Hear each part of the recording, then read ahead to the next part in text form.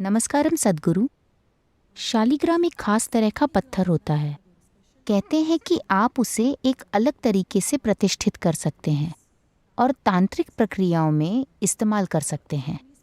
क्या इसके कोई खास निर्देश होते हैं कि इस तरह की प्रक्रिया या प्रतिष्ठा के लिए हम कैसी सामग्री इस्तेमाल कर सकते हैं और शालिग्राम की खासियत क्या है?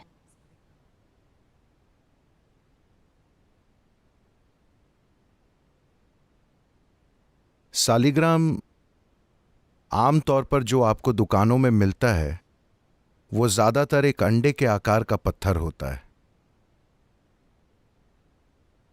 जो बच्चे कंचे नहीं खरीद सकते थे वो नदियों से पत्थर उठा लेते थे और उनसे खेलते थे, आप जानते हैं। हाँ, जो बच्चे कांच के कंचे नहीं खरीद सकते थे वो नदी पर जाते थे और गोल पत्थर उठा लेते थे और उनसे खेलने लगते थे। और किसी ने इस साधारण खेल को एक बहुत गंभीर चीज बना दिया। तो ज्यादातर शालिग्राम जो आप देखते हैं उनमें कोई खास गुण नहीं है, वे बस सुंदर पत्थर हैं। मैं उम्मीद करता हूं कि लोग नदियों से पत्थर बिनना बंद कर देंगे, क्योंकि इस रफ्तार से जब हम कैलाश गए थे सभी एक पत्थर उठा लाना चाहते थे। मैंने कहा कि एक समय था जब लोग यहां से पैदल जाते थे। तमिलनाडु से लोग कैलाश तक चलकर जाते थे। अगर 10 लोग जाते थे तो सिर्फ 2 ही लौटते थे। उस समय उन लोगों का 2 छोटे पत्थर लाना ठीक था, क्योंकि वैसे भी वे इतना बड़ा पत्थर उठाकर वापस पूरे रास्ते नहीं चल सकते थे। वे 2 पत्थर उन 8 लोगों की याद में लाते थे जिन्हें वे वहीं पीछे छोड़ आए थे। ये ठीक था। आजकल आप गाड़ियों में बड़े आराम से जाते हैं और आप झोले भरकर पत्थर घर ले आना चाहते हैं। इस रफ्तार से मैं उन्हें बता रहा था कि अगर ऐसा होता रहा तो कुछ सालों में पूरा कैलाश पर्वत ही तमिलनाडु में होगा। हम टुकड़ा टुकड़ा करके पूरा पहाड़ ही ला रहे हैं। जितनी तादाद में लोग जा रहे हैं और हम भी हजारों लोगों को ले जाने की योजना बना रहे हैं, तो कृपया कैलाश के पत्थरों को कैलाश पर ही छोड़ दीजिए। यह आपके किसी काम के नहीं है। आप पानी लेकर आना चाहते हैं वो ठीक है, पानी आपकी इजाजत के बिना एक जगह से दूसरी जगह जाता है, लेकिन पत्थर अब भी कहीं नहीं जाते। तो ये पत्थर जहां से भी हैं, गंगा यमुना जहां से भी, अगर आपने उन्हें उठाया है तो कृपया उन्हें वापस लेकर जाएं और उसी नदी में डाल दें, क्योंकि अगर उस नदी में जीवन को बसना है तो ये सब चीजें जरूरी हैं। शालिग्राम एक खास किस्म का पत्थर है जिसका मिलना बहुत ही ज्यादा दुर्लभ है। आमतौर पर समुद्र में मिलने वाली रत्न ज्योति शालिग्राम की तरह बेची जाती है। किसी भी पत्थर के टुकड़े को शालिग्राम कहकर बेचा जा रहा है, वो शालिग्राम नहीं है। Or people are molding them. या लोग उन्हें कई तरह की राल में ढाल कर बेच रहे हैं। पक्की बात है कि वो शालिग्राम नहीं है। शालिग्राम एक दुर्लभ पत्थर है जो करोड़ों में एक होता है। अगर आपको मिल जाता है तो, अगर आप उसे उठा भी लेते हैं तो आपको अंतर पता नहीं चलेगा जब तक कि आप एक खास किस्म के व्यक्ति ना हो। और अगर आपको एक असली शालिग्राम मिल जाता है, अगर आप एक असली शालिग्राम उठा लेते हैं, तब आप वाकई मुसीबत में पड़ जाएंगे, क्योंकि आपको पता होना चाहिए कि उसे संभालना कैसे है, वरना आप बहुत परेशानी में पड़ जाएंगे।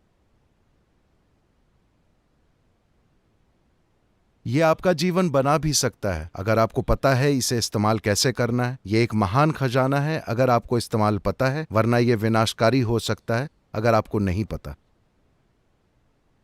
जो लोग पारिवारिक जीवन में रहते हैं,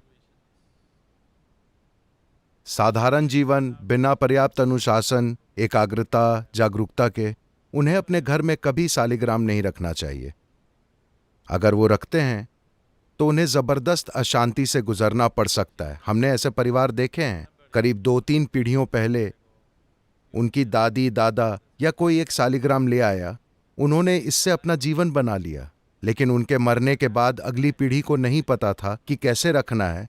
और ऐसे परिवार ऐसी मुश्किलों और दहशत से गुजरते हैं जो कल्पना से परे है, क्योंकि उन्हें यह पता नहीं होता कि वो ऊर्जा कैसे संभालें। यह ऐसा है कि जैसे आपके पास एक पावर हाउस है, आपके घर में एक ऊर्जा पैदा करने का स्रोत है और आपको ऊर्जा को संभालना नहीं आता, तो आप लगातार परेशानी में रहेंगे, है ना? आप जो भी छुएंगे आप परेशानी में आ जाएंगे। तो ये बस वैसा ही है, ये जबरदस्त ऊर्जा का भंडार है। ये एक छोटे ब्रह्मांड की तरह है। ये अपनी ही तरह का एक सूक्ष्म ब्रह्मांड है, because it carries the same type of क्योंकि इसमें वैसी ही ऊर्जा रहती है जैसे कि ब्रह्मांड के बड़े रूप में होती है। तो ये चीजें जैसे एक मुखी खोजना, सालिग्राम ढूंढना, कृपया ये चीजें छोड़ दीजिए। ये कोई असली आध्यात्मिक प्रक्रिया नहीं है। ये बस निशानियां इकट्ठा करना है। आप जहां भी जाते हैं वहां से कुछ उठा लाना चाहते हैं, ये सोचते हैं कि ये पवित्र है, वो पवित्र है। हर कोई एक मुखी चाहता है, जबकि आपके खुद के कई मुख हैं। जब आपके कई चेहरे हों और आप एक मुखी पहने तो आप परेशानी को बुलावा दे रहे हैं। जब आपका जीवन बस एक लक्ष्य पर केंद्रित है तब उसे पहनते हैं तो ये बहुत अच्छा है। आपका जीवन अलग अलग दिशाओं में जा रहा है, आप अनेक किरदार निभा रहे हैं। आपके जीवन में आने वाले अलग अलग लोगों के लिए आपके अलग अलग चेहरे हैं। क्या आपके नहीं हैं? क्या आपके कई चेहरे नहीं हैं? मैं पूछ रहा हूं।